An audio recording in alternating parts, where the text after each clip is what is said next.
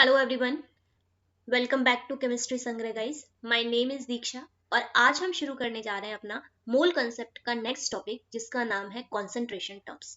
इन concentration terms में हम molality के बारे में पढ़ेंगे, मोलैरिटी के बारे में पढ़ेंगे, नॉर्मेलिटी के बारे में पढ़ेंगे। ठीक है, बहुत सारे कंसंट्रेशन टर्म्स हैं, उनके बारे में हमको पढ़ना है। तो आइए शुरुआत करते हैं हम सबसे पहले कंसंट्रेशन टर्म, जिसका नाम है mass by mass percentage. Okay, चलिए। मास परसेंटेज क्या होता है दोस्तों? मास परसेंटेज का मतलब होता है कि कितना अमाउंट ऑफ सॉल्यूट, कितना ग्राम ऑफ सॉल्यूट। ठीक है, जैसे सपोज करिए मैं आपसे एक एग्जांपल की बात करूं। मेरे पास एक एग्जांपल है कि 10% NaCl, ओके, बाय मास। अगर क्वेश्चन में कभी ऐसा लिखा है, ठीक है, या फिर ऐसा लिखा है 10% वेट बाय वेट, ओके, कभी ऐसा लिखा है, तो इसका मतलब क्या होता है ना? इसका मतलब है दोस्तों 10 ग्राम ऑफ NaCl आपका प्रेजेंट है। 10 ग्राम ऑफ NaCl आपका प्रेजेंट है 100 ग्राम ऑफ सॉल्यूशन में। किसमें प्रेजेंट है? 100 ग्राम ऑफ सॉल्यूशन में आपके पास प्रेजेंट है। ठीक है, इसका मतलब क्या हुआ कि भाई मास ऑफ सॉल्यूट तो हमारे पास पता चल गया। मास ऑफ सॉल्यूट तो पता चल गया कितना है हमारे पास। This will be your 10 gram. Okay, लेकिन अब बात करें मास ऑफ सॉल्वेंट की, तो मास ऑफ सॉल्वेंट भी पता चल गया दोस्तों। दिस विल बी योर हमारे पास 100, सॉरी 100 नहीं, सॉल्वेंट की बात कर रहे हैं ना, तो सॉल्वेंट का मास हमारे पास कितना हो गया? आप माइनस करोगे 100 ग्राम में से 10, तो आपके पास 90 ग्राम आ जाएगा। ओके, 90 ग्राम आपके पास सॉल्वेंट का मास हो गया। तो बेसिकली इन चीजों से, इन टर्म से हम सॉल्वेंट और सॉल्यूट का मास पता कर लेते हैं। क्लियर है?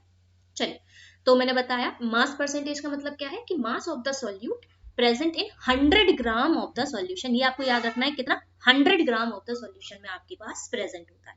ठीक है, अच्छा, इसके बाद नेक्स्ट बात करें, सपोज करो मास परसेंटेज आपको निकालनी है, तो आप कैसे निकालोगे?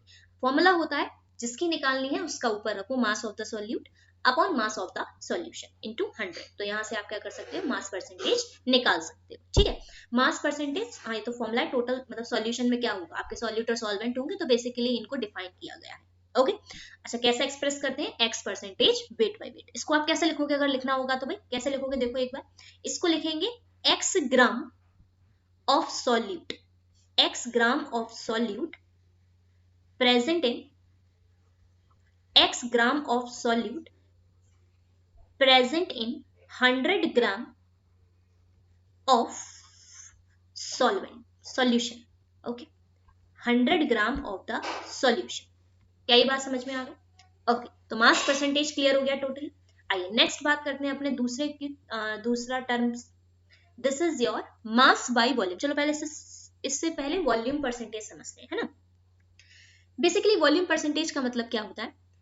वॉल्यूम परसेंटेज का मतलब है आपके पास कि कितना ml ऑफ द सॉल्यूट। वहां पर हमने ग्राम लिया था, मास में ग्राम लेना है, और वॉल्यूम में आपको ml लेना है। इतनी बात याद रखनी है। ठीक है, जैसे आपके पास कभी लिखकर आया, सपोज करिए एग्जांपल की बात करूं मैं आपसे अगर आपके पास लिख के आया 10% HCl volume by volume, okay, अगर ऐसा लिखकर आ गया, तो इसका मतलब क्या है? इसका मतलब है दोस्तों कि 10 ml of HCl is present in 100 ml of solution. Okay, is present in 100 ml of solution. वहां ग्राम रखना है मास में, और इसमें आपको मिलीलीटर याद रखना है। Okay, millilitre. क्लियर है? क्लियर? वही तरीका है, volume of solute upon volume of solution. Suppose करो किसी का भी फ्रैक्शन निकालना होता है, तो फ्रैक्शन आप कैसे निकालते हो? फ्रैक्शन निकालने का तरीका है, जिसका निकालना है उसको ऊपर रखो, नीचे टोटल रखो और इंटू 100 कर दो, तो वही वॉल्यूम बाय वॉल्यूम परसेंटेज। और परसेंटेज में कन्वर्ट करना होता है तो इंटू 100 कर देते हैं। ऐसे तो करते हैं। परसेंटेज कैसे निकालते हैं? सपोज करो अपने नंबर की परसेंटेज आपको निकालनी है, तो आप क्या करोगे? जितने नंबर ऑब्टेन्ड हुए उसको ऊपर रखोगे, अपॉन टोटल रखोगे, इंटू 100 करोगे। ऐसे तो करते हैं। तो इसी तरीके से जिसकी वॉल्यूम परसेंटेज निकालनी है उसको हमने यहाँ रख दी। क्लियर? ओके, तीसरी बात करते हैं mass by volume. Mass by volume मैंने भी बताया कि x ग्राम। अच्छा, लिखकर कैसे आएगा? लिखकर कैसे आएगा आपके पास x ग्राम? एक सेकेंड। लेट सपोज आपके पास दिया है 10% वेट बाय वॉल्यूम। ओके, अब इस वेट बाय वॉल्यूम आपके पास KCl है, ठीक है, कैसे इसको डिफाइन करोगे? डिफाइन कैसे करा जाएगा भाई? 10 gram of solute, 10 gram of solute present in, okay, present in क्या बताओ भाई? वॉल्यूम है ना नीचे, तो क्या लिखना है हमको? 100 ml of solution, 100 ml of solution. Clear है इतनी बात? तो इस तरीके से आप क्या करते हो, मास बाय वॉल्यूम को भी फाइंड आउट कर लेते हैं। ओके चलिए, तो फॉर्मूला क्या है? Weight of solute upon volume of solution into 100। कर लोगे यहां तक तो कोई दिक्कत नहीं है, आगे चलते हैं। नेक्स्ट हमारे पास है this will be your parts पर मिलियन। पार्ट्स पर मिलियन की बात करूं दोस्तों, तो पार्ट्स पर million is a very small quantity. तो बेसिकली अगर हमें इसको डिफाइन करना है तो कैसे करेंगे कि कितने उस कंपोनेंट के पार्ट्स प्रेजेंट हैं पर मिलियन पार्ट्स ऑफ सॉल्यूशन में। ठीक है, इसका फॉर्मूला क्या है? मास ऑफ कंपोनेंट ए, जो भी आपके पास कंपोनेंट है उसका मास, मतलब जिसकी आपको पार्ट्स पर मिलियन निकालना है उसका मास ऊपर रखिए, नीचे आप टोटल मास रखिए इनटू 10 टू द पावर 6। क्या ये बात क्लियर हो गई? सिंपल इस तरीके से हम पीपीएमएस को कन्वर्ट कर लेते हैं। जैसे सपोज करो आपके पास कोई NaCl आपका सॉल्ट है, NaCl सॉल्ट का आपको वेट दिया है 5 ग्राम, ठीक है, और किसी सॉल्यूशन में डिसॉल्व, मतलब सॉल्यूशन में ये डिसॉल्व है, उस सॉल्यूशन का मास है टोटल 10 ग्राम। ठीक है, आपसे पूछा है इसका पार्ट्स पर मिलियन निकालो, तो आप कैसे निकालोगे? सिंपल 5/10 इंटू आपको 10 की पावर 6 करना है। ठीक है, सॉल्व करोगे तो यहाँ से आ जाएगा 5 into 10 to the power 5 ppm। Clear है इतनी बात? तो यहां से हम क्या करते हैं, पार्ट्स पर मिलियन को निकाल लेते हैं। Is that clear to everyone? Okay, अच्छा चलिए, आई होप यहां तक तो समझ में आया होगा। नेक्स्ट मूव करते हैं अपना बहुत ही इंपॉर्टेंट टर्म, बहुत ही इंपॉर्टेंट कॉन्सेंट्रेशन टर्म, जिसका नाम है मोलैरिटी। ओके चलिए, तो बेसिकली गाइस मोलैरिटी की अगर हम बात करें तो मोलैरिटी क्या होता है?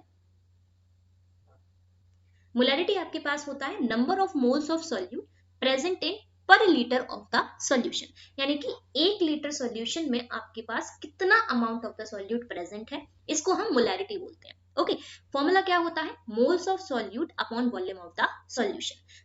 अगर सॉल्यूशन का वॉल्यूम आपके पास लीटर में दिया है तब कोई दिक्कत नहीं है। अगर आपका वॉल्यूम ऑफ सॉल्यूशन लीटर को छोड़कर मिलीलीटर या सेंटीमीटर क्यूब में है तो आपको यहाँ क्या करना पड़ेगा? 1000 से मल्टीप्लाई करना पड़ेगा। क्लियर हुई इतनी बात? ओके अच्छा, ये यूनिट याद रखो कि 1 लीटर आपका 1 डेसीमीटर क्यूब के बराबर होता है, या फिर आप कह सकते हो 1000 मिलीलीटर और 1000 सेंटीमीटर क्यूब के बराबर होता है। ओके, यूनिट की बात करें तो मोल्स की यूनिट क्या होती है? मतलब मोल्स की यूनिट मोल होती है और वॉल्यूम की यूनिट लीटर होती है, तो इसे हम बोलते हैं मोल पर लीटर, और इसे मोलैरिटी कैपिटल M से भी नोट करते हैं। ओके अच्छा, अगर कभी आपके क्वेश्चन में ये लिखकर आ जाए कि ये आपका सेमी मोलर सोल्यूशन है, सेमी मोलर सोल्यूशन का मतलब आपको इसकी 1/2 मोलैरिटी लेनी है। क्लियर है? सेमी मोलर लिखकर आ गया तो ये मत ढूंढना किसमें मोलैरिटी तो दी नहीं है, उसका मतलब ही यही है कि आपकी मोलैरिटी M/2 है। क्लियर है? इसी बात से अगर हम डेसीमोलर की बात करें तो M/10, सेंटीमोलर की बात करें M/100, मिलीमोलर की बात करें M/1000। क्लियर है? चलिए नेक्स्ट अगर बात करूं नेक्स्ट पॉइंट की, तो ये बहुत ही इंपॉर्टेंट पॉइंट है जो आपको पता होना चाहिए मोलैरिटी के बारे में, कि क्या मोलैरिटी आपकी टेम्परेचर के साथ चेंज होगी या नहीं।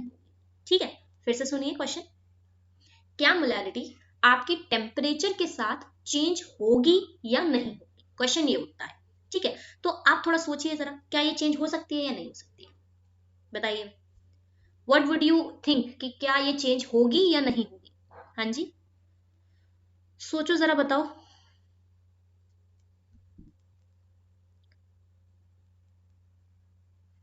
चलो मैं बताती हूँ। देखो, मोलैरिटी आपकी टेम्परेचर के साथ चेंज होती है भाई। ठीक है, ऐसा क्यों?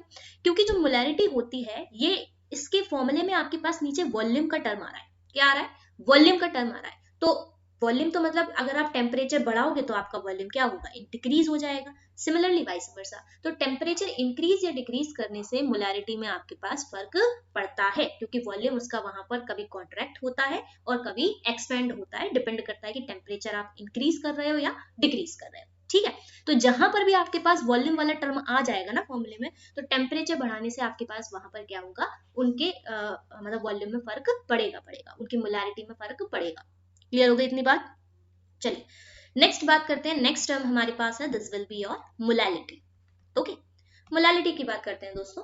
तो मोलैलिटी क्या है? मोलैलिटी को स्मॉल m से डिनोट करते हैं। बस फॉर्मूले में इतना चेंज है, वहां पर हमने वॉल्यूम ऑफ सॉल्यूशन लिया था ना, यहां पर हम लेंगे मास ऑफ द सॉल्वेंट। क्या लेना है? मास ऑफ द सॉल्वेंट लेना है। क्लियर है? तो फॉर्मूला क्या होगा, मतलब इसको कैसे डिफाइन करोगे आप? Number of moles of the solute dissolved पर किलोग्राम ऑफ द सॉल्वेंट। ठीक है, पर किलोग्राम ऑफ सॉल्वेंट में आपने कितना मास को डिसॉल्व किया है सॉल्यूट। ठीक है, अच्छा अगर सपोज करो मास आपका ग्राम में दिया है तब आप इसको 1000 से मल्टीप्लाई कर दोगे, पर बेसिक यूनिट यहाँ पर हमारे पास किलोग्राम होनी चाहिए। अगर कभी आप कंफ्यूज हो ना तो कि लीटर है, मिलीलीटर है, किलोग्राम है, क्या है, तो याद रखो LKG। ठीक है, L means litre and KG means आपके पास किलोग्राम। क्लियर है? तो यहाँ पर आपको 1000 को यूज नहीं करना है, no use of the 1000 use नहीं करना है। ठीक है भाई, नहीं करना है। क्लियर है इतनी बात? ओके, नेक्स्ट बात करते हैं अपना, अच्छा मोलैलिटी का एक और क्वेश्चन, क्या मोलैलिटी टेम्परेचर के साथ चेंज होगी या नहीं होगी? तो सिंपल सी बात है कि मोलैलिटी आपकी टेम्परेचर के साथ चेंज नहीं होने वाली है। ऐसा क्यों? क्योंकि इसमें वॉल्यूम का टर्म ही नहीं है। अगर वॉल्यूम का टर्म नहीं है तो मास तो पहले जितना था वो भी अभी उतना रहेगा। सपोज करो आपने अगर किसी वाटर में शुगर को डिजोल्व किया है, तो अगर आप उसका टेम्परेचर इंक्रीज करोगे, कितना भी हीट कर दो, शुगर थोड़ी इवेपोरेट होगी, इवेपोरेट तो आपका सॉल्वेंट होगा। तो मास मतलब सॉल्वेंट जो आपके पास है उसका मास कांस्टेंट रहने वाला है, मास कभी भी चेंज नहीं होगा। क्लियर है? क्योंकि इसमें आपके पास मास का टर्म्स है, तो इसीलिए यहाँ पर आपके पास फिक्स रहेगा। वॉल्यूम चेंज होता है, ना कि आपके पास मास।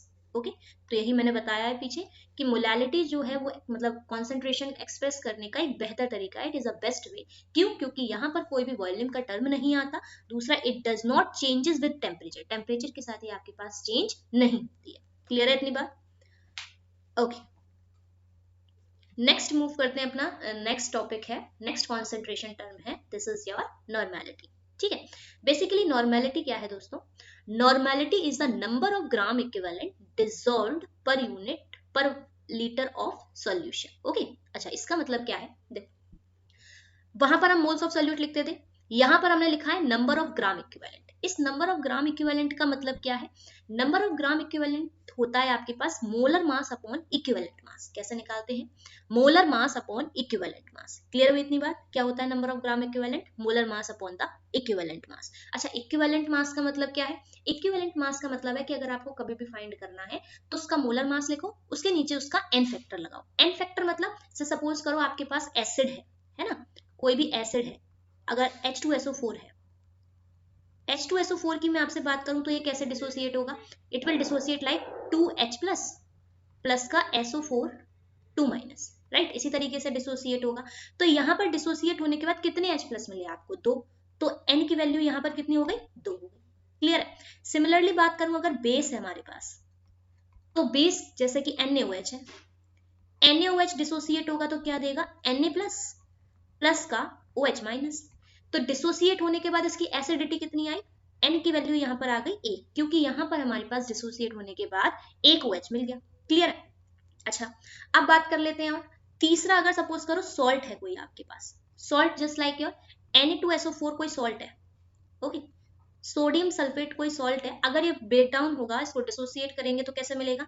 2Na प्लस प्लस का SO4 2 माइनस, ऐसा ही मिलेगा। ठीक है, तो इसमें कितना टोटल पॉजिटिव या कितना टोटल नेगेटिव चार्ज है वो उसकी एन वैल्यू होती है।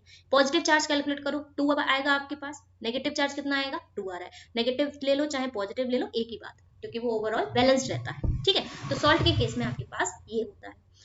अगर नेक्स्ट बात करूं ऑक्सीडाइजिंग एजेंट और रिड्यूसिंग एजेंट की, तो अगर कोई ऑक्सीडाइजिंग एजेंट उसमें रिड्यूस हो रहा है, सपोज करो K2SO4 है, सॉरी KMNO4 है, KMNO4 जब रिड्यूस होता है, ठीक है, तो रिड्यूस करने के बाद क्या बनाता है? जो भी बनाता है, इसने कितने नंबर ऑफ इलेक्ट्रॉन्स को गेन करा या फिर इसने कितने नंबर ऑफ इलेक्ट्रॉन को लॉस करा, ये क्या होता है? उसकी एन वैल्यू होती है। क्या ये बात क्लियर हुई?